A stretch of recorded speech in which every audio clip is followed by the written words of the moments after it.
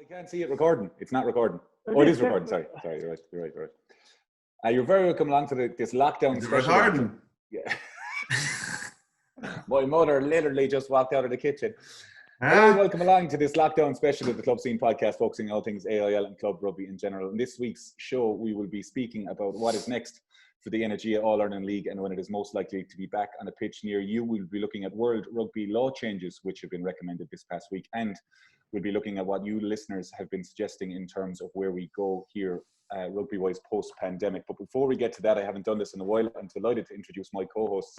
A modern-day Diarmuid Gavin in the garden and a stay-at-home husband who wears nothing but an apron regardless of the job at hand. The neighbours are absolutely terrified of him. The thing on the wing and Thomond under 20's most improved player 2007, Mr. Morris Hartree. Moss, how are you? Good, how are you?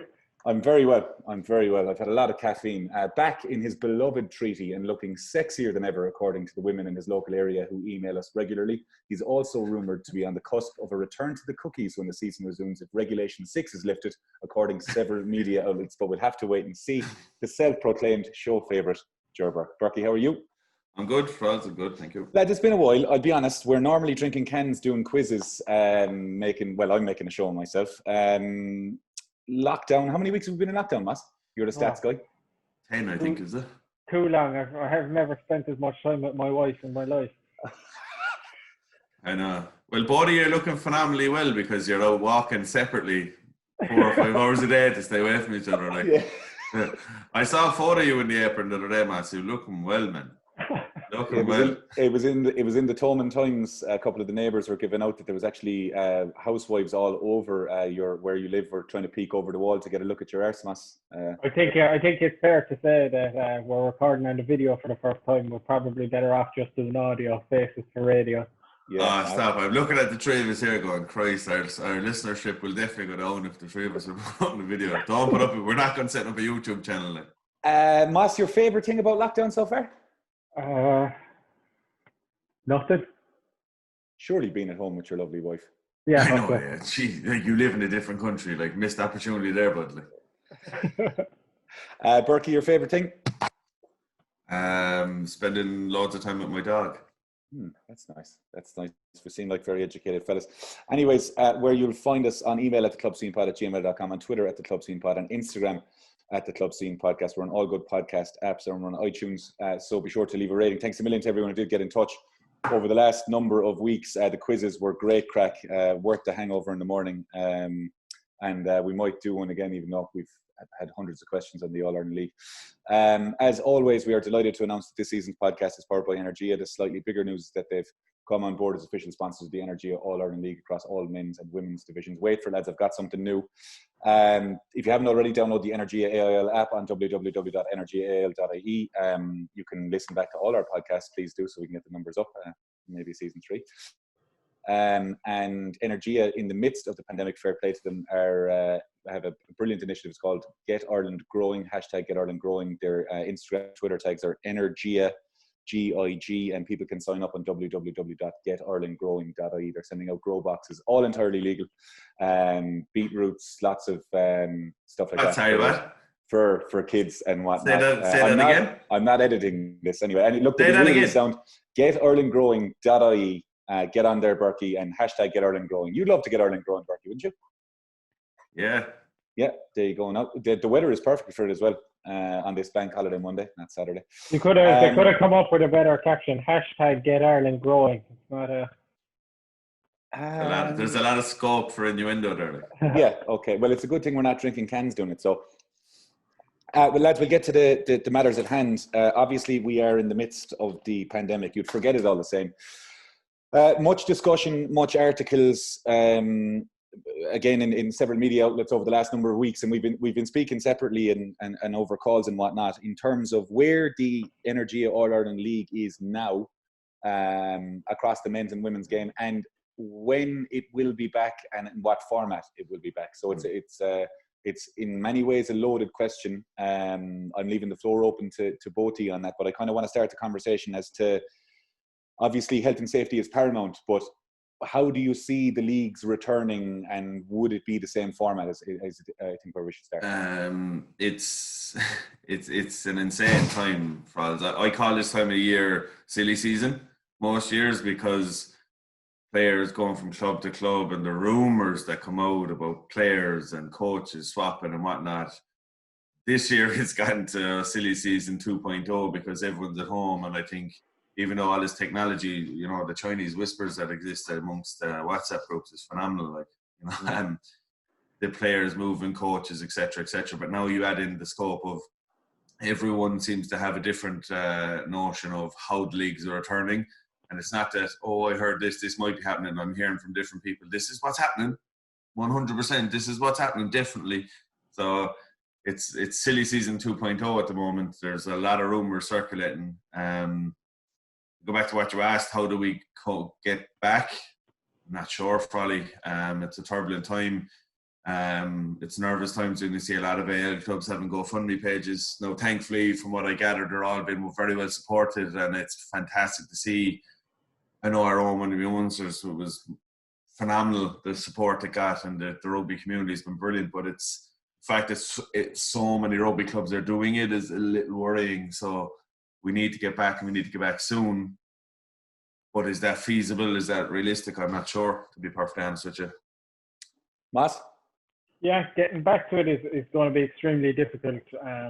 Like, I suppose because it's an amateur game, the only way that you can get back to it is if that, without getting all sciencey and coronavirus, get that R rating down to as close to 0 as possible. And when that happens, the R rating under 18, did you say? Yeah, when that happens, then they can maybe look at getting back. But because of the nature of it, it's so physical, it's obviously going to be possibly the last game in the country to come back. Like, look, we're going to get onto the laws and all that, but it's hard. You can't really on when you see it coming back. Really, it's just everything is moving so quickly that, you know, just as I said there, lads. You know, there's so many rumors afloat, and there's so many experts that are, you know, telling you that this is 100% what's happening. I know early doors when the pandemic was, you know, on the way up, we hadn't even hit the worst part yet, that I heard from a fairly reliable source that we'd be emulating kind of New Zealand and, you know, their model as to when they're getting back to rugby. And if you look at it, like they've gone back when they've got pretty close to defeating the virus. Like they have no one in hospital at the moment with coronavirus in the country, and they're back training now. So I think if that was the original plan, in particular for amateur rugby in the country, whatever about pros, I think that's a different animal. But I think, yeah, we're on the right track, and we probably just need to hold tough and just be patient, even though it's going to be, you know, I know we're all getting itchy feet, but if we hold tough and follow the New Zealand model, which is what I heard originally, how bad? We're definitely in an area of frustration. Obviously, the weather is beautiful at the moment, and it takes your mind off it somewhat. But I think as a trio, we were speaking about the need for the IRFU and the governing body to come out with as concrete a plan as possible. They've obviously released some form of statement and kind of roadmap type. They said that they're going to finalise that in June the 5th. But if we kind of focus the conversation on eventualities, possibilities, again, health and safety is paramount. But if we looked at in terms of what we want or what we feel the clubs, players and coaches want, it's probably unfeasible that we're going to have an 18-game season from September, October. We're agreed on that? Yeah, 100%. From there, though, there's little, like, obviously... Well, I wouldn't say, I wouldn't say we can't have an 18-game season.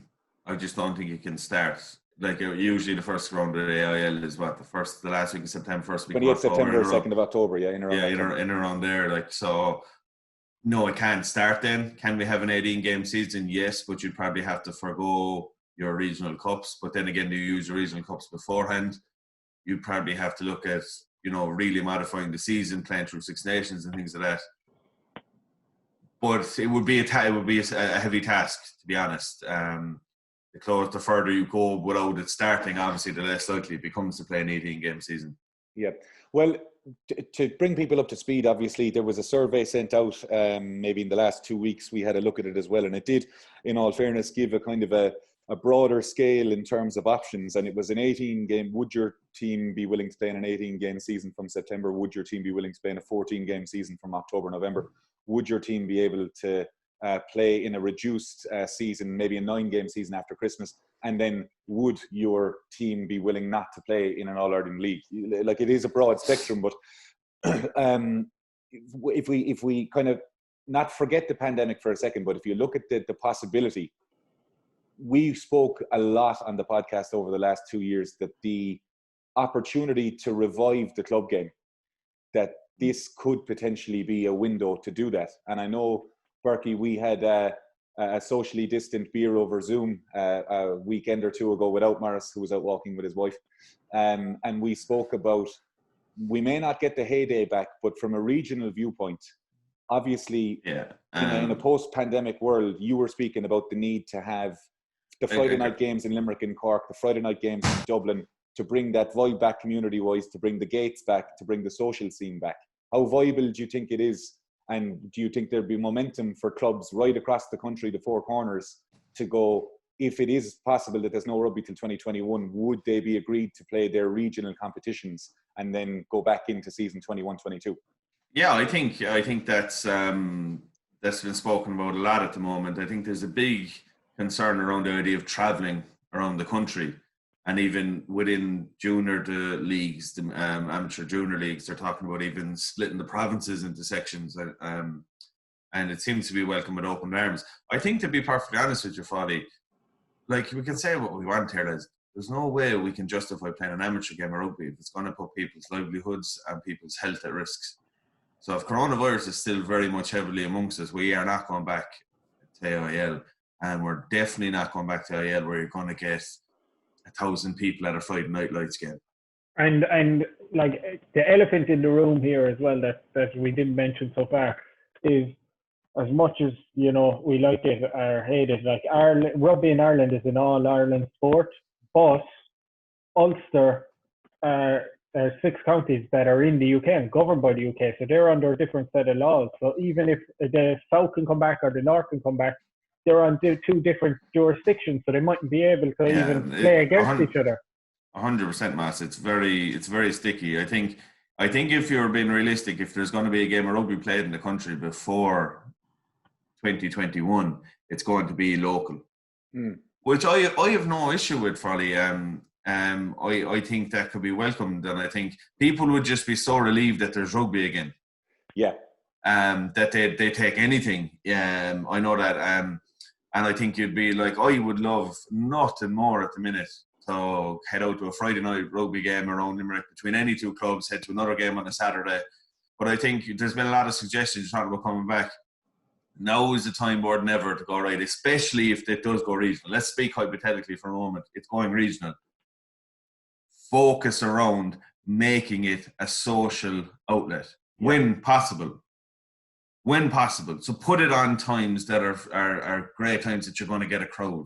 Do you need to, like, you could spread 1,000 people around the ground easily with social distancing in measure. You know, we're not talking about packing out 20,000 people here. Like, so if there's a Leinster Senior League, play Lansdowne and Tarf on a Friday evening, play another game, Mary's and Belvo, Saturday afternoon, play another game Saturday evening.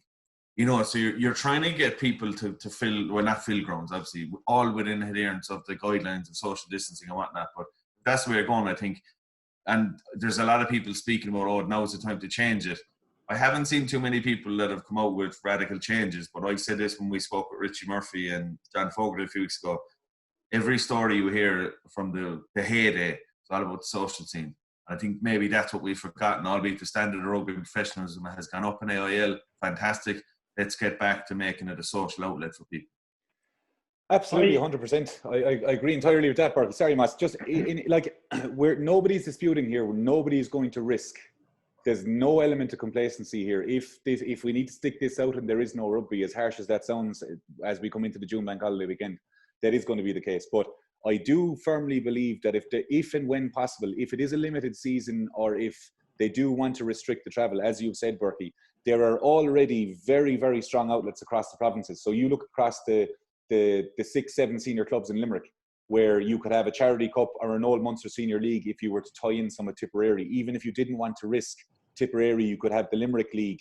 Cork would obviously, the fixtures would go up and down, but you are reigniting. First of all, it's rugby for people, but you are reigniting the local rivalries and whatnot. And it does give the opportunity for teams to go, Jesus, we missed this, or we would prefer to have these games. And from a financial viewpoint as well, Burkey, going back to the point that you said there in the social scene, getting the gates up when it's safe to do so, getting the bands in the clubhouses and that sort of thing. But Frawley, this discussion has come up. Sorry, Master, I want to come in. But this discussion has come up loads of times.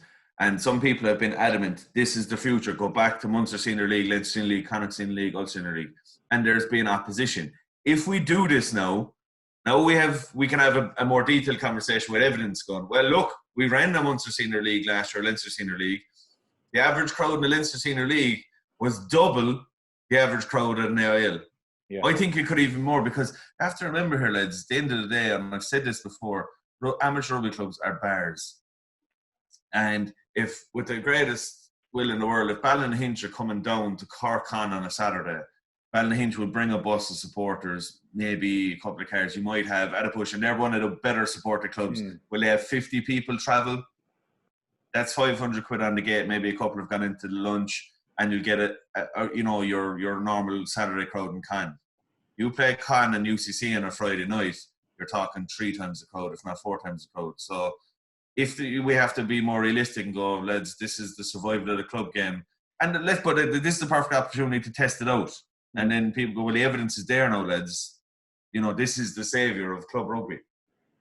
My understanding is, I agree 100%. I think we're going to 100% have to go regional next year. Now, my understanding is, it's probably completely wrong as usual, is that the 9 out of 7 is that the IRFU were trying to push semi-pro Division 1 and then go 2 regional divisions underneath it. And it was the clubs who were rejected it. Now, I don't think coming out of all this, they will have a better opportunity to do it. So let's say you have a top division of 10, then you division of 16, Division 2 North, your Dublin, your Ulster teams there, you go across the country, and then you go your Division 2 South with 16 teams in it as well, and they just play each other once, or whatever way you want to work it. The problem, I think you're never going to have a better chance. And I think if one positive comes out of it, that may be it. But you get a bigger crowd, Burkey, like you said. You'd have closer derbies. Obviously, you're not going to have your Young Munsters versus Old Crescent and all that. But you will have like your not Thomond, but you will have like Nina versus Old Crescent, Nina versus Bowles, all that. At the same time, Master, like, I'm not let's make it clear, we're not saying here, because I think it kind of sounds like we're not saying we're all for regionalising. I'm for, at the moment, doing it in this set of circumstances, taking advantage of this horrendous set of circumstances that we're in to test it out. I know myself, I loved the fact that I travel, like you did a round in the quiz, Mass, a couple of weeks back of the rugby grounds around the country. And we were able to name different spots at the 4 corners of the country because we'd been there. And it was fantastic. So I'm not saying I'm all for it either, but I think if we're ever going to look at it, now is the perfect opportunities and then see. It would be a sad case to think that the likes of St. Mary's and Shannon don't play each other if they weren't in that, at the moment, say that they weren't in that top semi-pro division. It gives you an inspiration to get there as well, though. Burkey. Yeah, well, it does 100%, Master Gucci. But we're not trying to sell you this ticket. I just think for listeners out there, we're just saying now is the opportunity to look at it, and then we can have a more informed discussion in 12 months' time as to what way we should look at the structural league. I know there was a kind of a board or a committee set up, Mass. Yeah. And this is what they were looking at. But here's the opportunity, and then talk about it. But at the minute, I think at the moment, what we're speaking about right now, Frawls, if you said, right, we're going regional and you're going to get big crowds adhering to all the social distance guidelines at games, Friday night, Saturday afternoon, Saturday evenings, even Sunday afternoons, I would be jumping for joy. Yeah. Travelling around Limerick or Cork watching games out of a weekend, The problem with that split is if you get 10, 16, 16, right, just hypothetically, that's 36 senior clubs. So what happens to the other 14? Do they become junior clubs again? And this is where the elephant... that's way too big. This is the elephant in the room, and this is where I think maybe the IRFU have to give a bit of leeway. And it is all about international tickets, for example. Because let's be honest about it, that's where You're clubs bang make on their the money. money. You're bang on the money. But there has to be a start line and a finish line. So if, for instance, there's no pandemic, we were of the understanding, again, that, as you alluded to, Mas, that there was going to be a structural change, if you will, a premiership similar to England, a championship, and then regional underneath it, right? Yeah. So the IRFU had previously come out and said, we're doing this and these teams are being parachuted in and that's this, that. And then the clubs said no. So if it is a case whereby, I do agree with Burkey saying that that's way too much, but if there is a one-pager set out at the start of the year to say, right, when we return to play, when it's safe to do so, in the leagues, if it's regional, if it's this, whoever finishes in the top 5 divisions, like when it went to 1A and 1B, Burkey, a couple of years ago, that they say, if everyone's agreeable to it, they sign into this and the league is restructured from that viewpoint. I don't see that happening in the next 18 months. I really don't, because obviously clubs. No, but even what Matt's is saying there, I don't see your maths is off, by the way. Yeah, it was 32. I just passed maths. I didn't want to say it. Oh, sorry. Yeah. So that's 42 teams accounted for. So it's 8. It's 8. Yeah. You have a degree in maths, man. That's Yeah. so frightening. Thank God you left teaching, but imagine Morris was doing her calculated grade for leaving cert. Just think of it as a B's, isn't it? He got 104%. I think you could look at the alternative now. Obviously, see, the spread of senior clubs is not even around the country. And especially when you take into your 10 teams in Division 1, that semi-pro, the Premier League, whatever they're talking about calling it. The ideal scenario then is that you split your provinces 10 in an ideal world. Like for me, if we're going to regionalise, go Munster Senior League, Connacht, Ulster, Leinster. That will give opportunity for teams to grow in their own. I'll give our clubs an opportunity. I think there's certain clubs in Ulster, if they're part of an Ulster, Leinster Senior Leagues, are going to be the whipping boys of that league. Whereas if it's just Ulster, everyone knows you have a better chance in any game when it's local. It'll give the clubs an opportunity and then go to your quarter-final, semi-final, final scenario from that. But if you're going to regionalise it, I would go provincial altogether. I wouldn't have the country, I have to say. Just a point, Burkey, on what you were saying there about the local derby bringing the bite in. Take, for instance, the Ulster Senior League that they play off. I think it's similar to the Leinster Senior League in that Queens, Hinch, City of Armagh, they have all been incredibly tight and entertaining games. Yeah. And the basis is already there in Ulster to say they have a very good relationship with the Ulster Academy. The players are divvied out between the clubs and they go hammer and tongs. It is not dominated by one team. Moss, you had the stats on, it was a question in the quiz, who's the most Ulster Senior League titles? Queens. Senior Cup, Queens, yeah. Queens, and they're one of the most exciting teams. I've played against them and coached against them the last 2-3 seasons. Incredibly good philosophy, very, very good in there. You go to Connacht, you look at Corinthians, you look at Galwegians, you look at Ballina, you look at Sligo. 4 teams there, albeit Ballina didn't have a good season this season. They have been exceptionally entertaining games in Division 2B, the All-Ireland League. But add Buccaneers to the mix there as well in Athlone. It's not too far away. We don't even need to speak about Leinster. Their Leinster Senior League is the perfect. There's teams mixed inside there. You may need to look at bridging the gap a small bit. But you look at teams like Wesley who want to get into 1A. Obviously, there's teams lower down in the league. But the Malahides and the Wanderers, I think we're going to be promoted to 2A there. Well, you just follow Frawls. You follow the junior rugby template at the moment. You could have an All-Ireland Senior Cup. Say, take out the top divisions. Your 10 teams are doing their own thing, right? The semi-pro at the top. They're doing their own thing. Look at the regions beneath it. Now, even listen to talk there, Connacht wouldn't be able to survive in its own league. So you'd have to make, you'd have to do something there. But you have your regional leagues, your provincial leagues, but you have an All-Ireland Cup. So that, and Matt, you've suggested this before, Matt, so that allows you then that opportunity to travel the country. And then at the end of it, you have your Ulster champions, your Leinster champions, your Connacht champions, Munster champions. Let's say hypothetically from them, there is 4. Yeah. And then they go into a round robin. Yeah. And then they go up and they get their shot at that semi-pro, but they have to prove that they can survive up there too. I think, their accountants would probably have to have a look at a few things. There is, but the financial side of that as well, lads, is you're not traveling the length and breadth of the country. Like Burkey, You travel with Crosshaven this year. How, like, a financial trip up north is 11, 12, 13 grand for a team overnight? As I said, maybe for both. Where are you staying? 12 grand? Jesus Christ. No, it was not that. You're talking. It was a lot of money, but like I remember this time last year, as early as this time last year, because we knew we were in the All Ireland Junior Cup, we were speaking about it, and as we got into August and September, we were putting plans in place to travel up the country to Belfast because it was a lot of money for a small club like Crosshaven. And thankfully, we went in one, which was fantastic. But the draw that had been made for the Ireland Junior Cup hadn't been released to the public, even though it had been made earlier. We were back in Belfast then a couple of weeks later with only a short turnaround to try and raise the money. You know, that's hard. Yeah.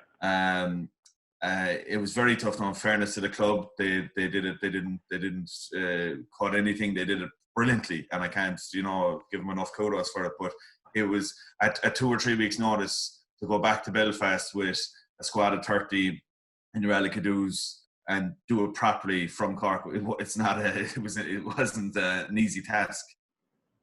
So yeah, that's like to answer your question, probably it isn't easy. Take that out of the equation for clubs.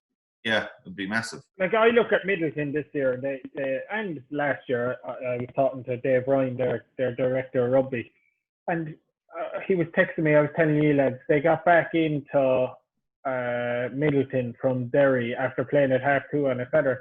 They got back at 2:00 in the morning on a Saturday. Now, I know we laugh and we joke and we say, "Oh, what a brilliant piss up," and they are brilliant, right? But at the end of the day, if you have a family, what's the benefit of them travelling that amount of time to play a game of rugby on a Saturday? It's a fair point, Mass. It's a very fair point. Absolutely 100%. But let's be honest, lads. If there was no pandemic, we got to the end of the season, there would probably be fuck all change. There wouldn't be. No, there wouldn't be. Not this season. No, but this conversation could go on for days. There is nothing to lose here, if it is safe to do so, to have a regional competition and run it off and see how it's done. If any clubs are against this or they want a full All-Ireland League, put it to a vote, look at it democratically. But as you said, Burkey, if you can look at a regional aspect, have your playoffs, Connacht, Munster, Leinster and Ulster, and then they go to their finals day in the Aviva, and then everyone sits down around the table and go, this aspect of it worked. I mean, there's a Super 6 option or in Cardiff in the rugby league side of things, where the derbies are on, and it's the judgment day in the Pro 14 where the derbies are on. There could be an option, instead of the cup games, to have those local derbies where a team from the division, where Highfield in 1B play Con in 1A. I know they do that in the Senior Cup anyway, but there could be a weekend of it made that they play in Irish Independent Park. That Shannon, Garryonia, Munsters, those teams, they play likewise in Dublin in the RDS or Energia Park. Again, look, I think now is the year to put in this situation and gather evidence.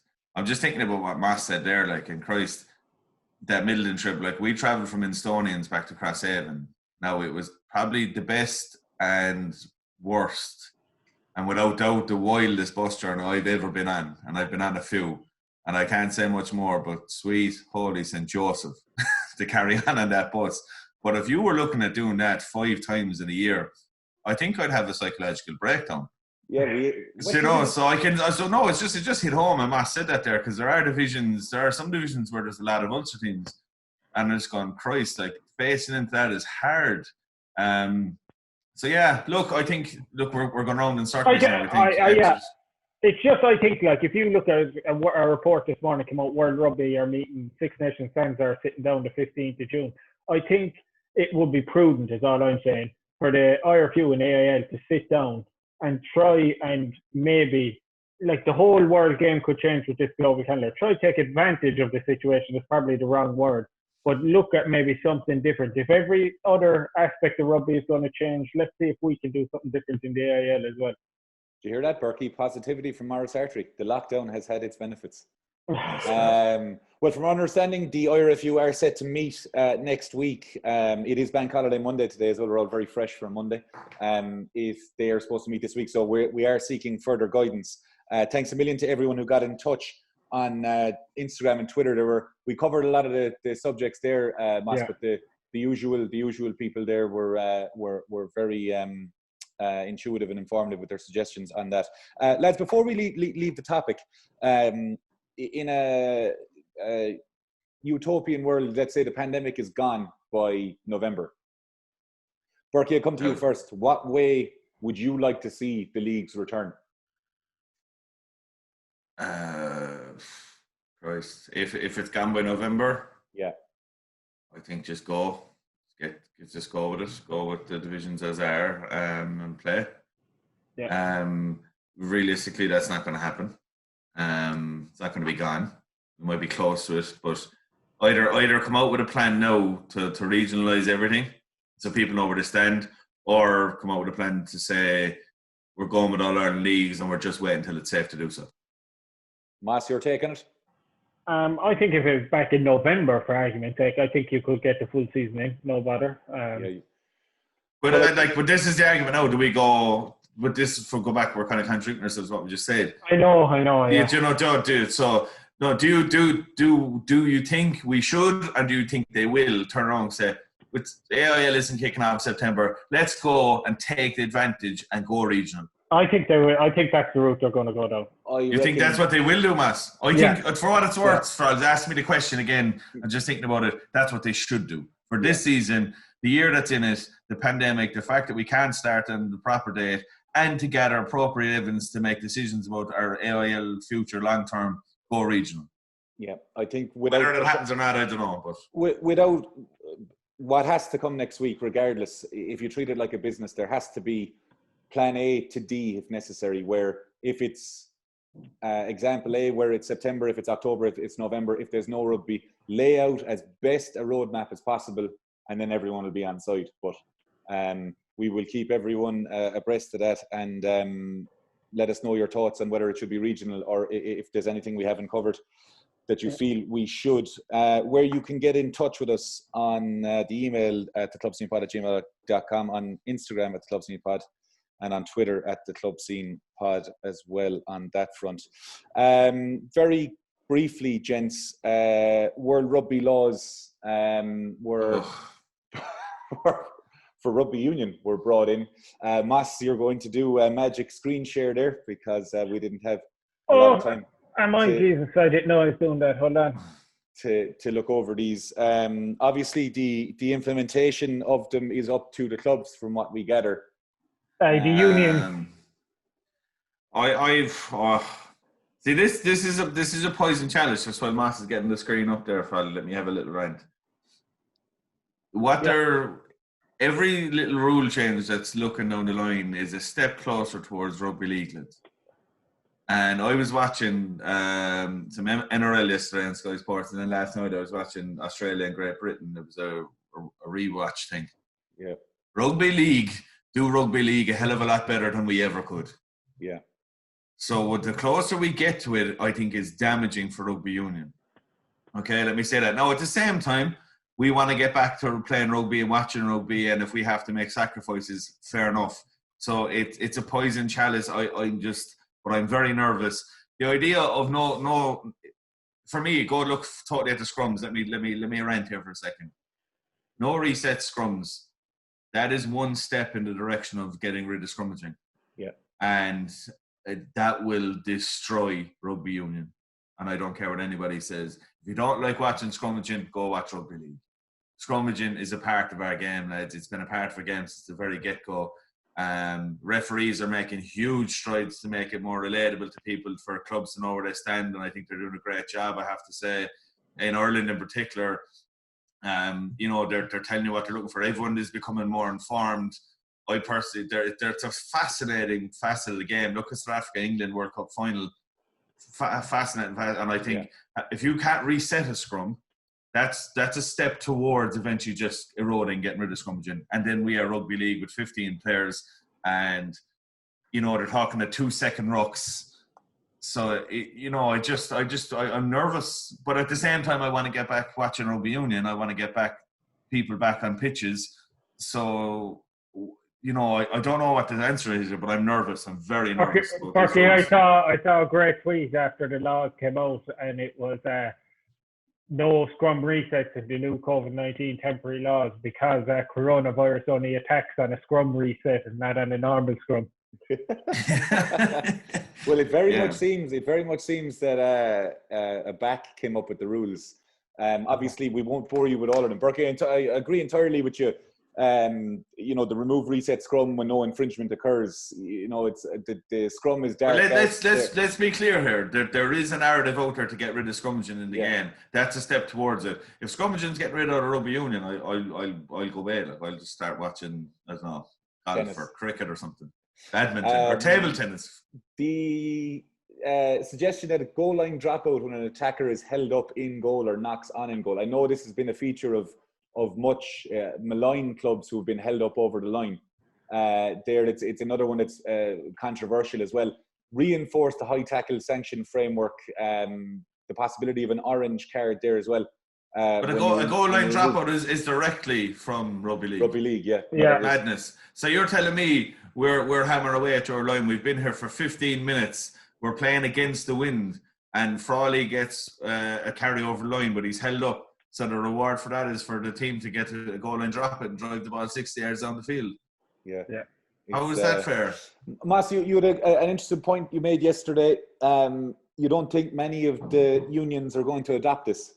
No. So I actually saw this morning on Twitter that the Australian Rugby Union were meeting to discuss the laws, to see if they were going to adopt this. But I can't see any union going, we're going to use these. I think Australia Rugby Union, Mats, are going to be the ones to listen to last. They're looking to find reasons as to why the game is crumbling down there. I saw an article. It was an interesting article I take on board, but again, not to be beating the same drum. They're trying to blame the fact that rugby union is crumbling in Australia and scrummaging.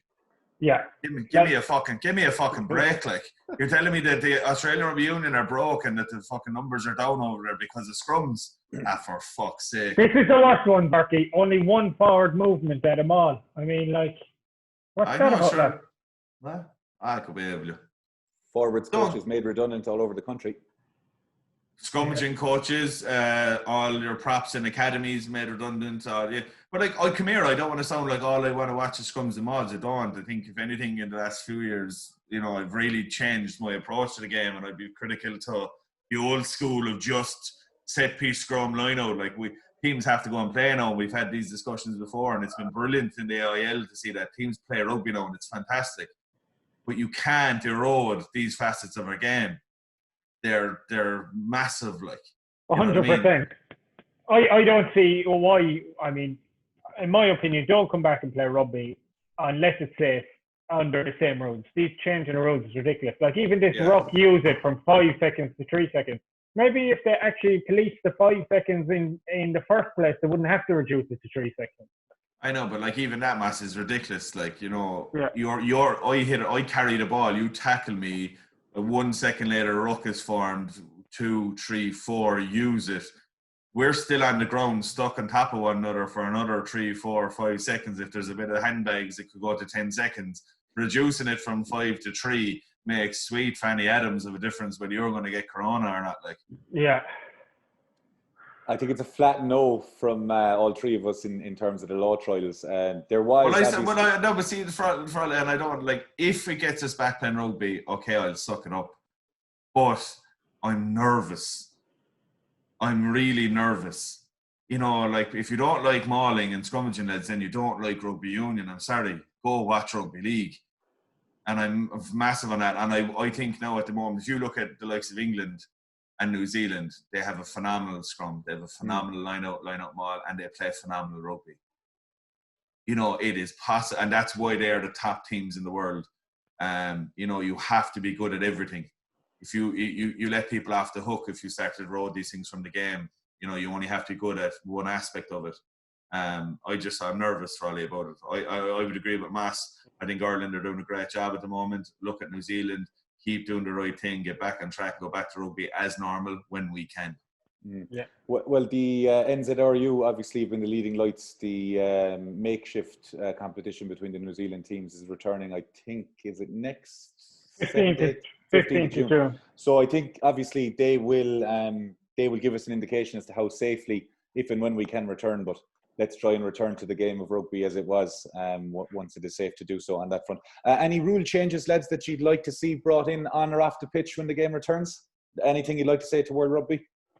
No, they've already got rid of that ridiculous rule where you can touch after post pad, which was just fucking bananas. For me, that's about it. I don't think there's any other ones. Morris, you'd like all wingers probably to be less than 80 kilos so you could get your chance in Northampton in around there? Yeah, weight. 80 kilos, go lower again. I would like to see a global calendar finally done. I think it'd be good for the game. Yeah, that's fair. That's very fair. A quick synopsis of the global calendar, Mass? Well, let's be honest about it. The Six Nations funds World Rugby throughout the whole world. So does the Six Nations fit into your plan of a global calendar? Yeah, but let's move that maybe a month. So he says that like as if everyone listening here and even here now knows that Six Nations funds World Rugby. Like I wasn't overly confident on that fact. Like so, I would say that the Rugby Championship is going to have to fit in line with maybe the Six Nations, and that's the starting point and go from there. But I think it will be summer rugby. I think that's what we're looking at. Yeah. It is going to be interesting.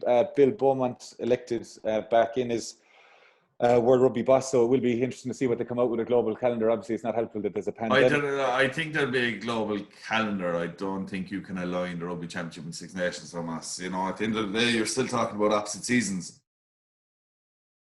Money talks. If it can be done financially, it can be done on that front.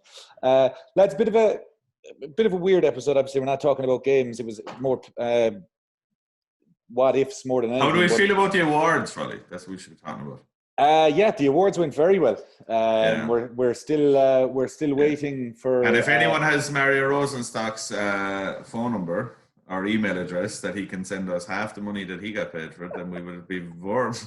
We're still waiting. We're going to set up a GoFundMe page, Mario. We did, GoFundMe page. Myself and Ger Burke are going to move to Spain when this is all over. Open a little mojito bar. And then Morris and his lovely wife are going to come over to us as well and work in the kitchen. I was raging about the awards. If I knew we were going to get so much airtime, I would have put a lick of gel, and you would have got the haircut. Yeah, exactly. Yeah, I would have got the haircut 100%. I think, I hope we can release the chat we had with John Fogarty and Richie Murphy as well. We are going to add this to the end of this episode. So, good. I thought it was very enjoyable, actually, I have to say. We have to edit out a couple of things, but good chat with Richie Murphy. I think we'll all agree as well, like that Brian Hayes is one of the most decorated second rows in the country. When he finishes the game, no one can take away what he's achieved. He'll be, one of the best AIL players we've seen. But I was fucking disgusted he got player of the year, along with most of the country. I was about to say, what bet did you lose that you had? I was going to say that. No. I remember I saw that. I was like, he's going to win, the bastard, when he did. I also thought, like, in saying that, to the Con people, I also thought Con should have got try of the year as well. But, yeah, the try of the year was a little bit rushed. Just very quickly, Craig Ronaldson to Nace as player coach, Johnny Murphy back in as director of rugby. Massive for Nace. Like, you know what? There's a club that are fucking serious, lads. They're serious about their business. One year where they started to go downward spiral and they're coming and you put two characters like that in. Craig Ronaldson, lads, is phenomenal. As I said this, he's one of the best players I ever played against in AIL. Yeah. He was phenomenal, and I'm delighted he got a couple of years pro. Now he's coming to the end of his career. He went back to Lansdowne, gave him another year, now going to Nace alongside Johnny. Massive things ahead for Nace, I think. Massive things ahead for Nace. Yeah, very much looking forward to. Both have a new coach, Frawley. Colo Kirkpatrick, the man is Iron Man. If you ever tried to tackle him, serious player, number 8. He was there to help him for a number of years. Ended fellas in tackles anytime we played against him. And he's taken over as DOR, is he, or just head coach? Is he DOR there, Master? Is he head coach? Yeah, he's director of rugby there. So the very best of luck there. Any other transfer rumours, Master? You got for us? I heard that John Staunton's phone actually caught fire because he was making so many phone calls. He broke the record of the amount of phone calls humanly possible. People thought it was an automated computer there were so many phone calls coming out of his phone. So actually I heard it caught fire, but thankfully he's a fireman, so he knew what to do. I did see him walking up the road with a Hurley a couple of weeks ago. Yeah, he was got up to try and sign a player. Nothing malicious there. Look, we will hopefully have another episode in a next week or a week or two when the RFU give us a few rumours of players, probably. Go on. Rumours of players. Well, one of my housemates works or plays with young Munsters. And great signing. Don't say it, but great signing. There's rumoured to be a player in his position. Great signing. And I was actually so delighted to hear that. Yeah, it's very interesting to hear, but again, they're all rumours, and it's great to see that. So let's see what comes about it. Maybe we can get the secret AIL player. There's rumours in the junior ranks that Willie Staunton is going from Kilfeacle to Galbally. I was actually just about to say who's Willie Staunton signing for now this year. I think he had a very enjoyable year at Kilfeacle. I think he may be staying put. I joke side the Galbally is a joke. Galbally want their goalpost cut down there. As I said, we will leave you with the John Fogarty and Richie Murphy interview. We've to edit out a couple of expletives or the IRFU will murder us. And that's a wrap for episode 18. Many thanks as always to Moss, to Burkey, to you listeners, and to everyone who got in touch on social media over the quizzes and the awards over the last couple of weeks. I've been Darragh Frawley. We've been the Club Scene Podcast powered by Energia. We can't wait for the AIL to be back.